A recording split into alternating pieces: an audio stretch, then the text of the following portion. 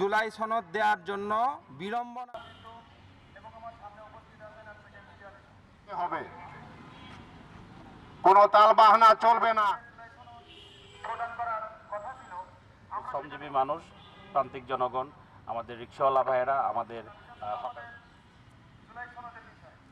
সঠিকভাবে পুনর্বাসিত হতে পারে না। আমাদের অনেক জুলাই যোদ্ধা ভাই আগামী 1 মাস ধরে কোরবানি চলবে।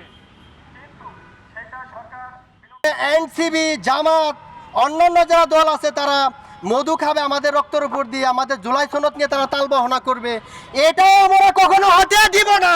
কিভাবে জুলাই যোদ্ধাদের অপমান করা হচ্ছে, এই ব্যাপারে ইন্টারিম সরকারের আমরা দৃশ্যমান কোনো পদক্ষেপ দেখতে পাচ্ছি না। যারা রক্ত দিয়ে, জীবন দিয়ে আপনাদের কথা বলার মতো রাস্তা তৈরি করে দিয়েছে, তাদেরকে আজ আপনারা ভুলে গেছেন। যেখানে যেখানে আওয়ামী লীগের দূষরগুলো মিটিং মিছিল করতেছে, ঠিক আছে, তাদেরকে অতি বিলম্বে রোধ করার ব্যবস্থা করুন।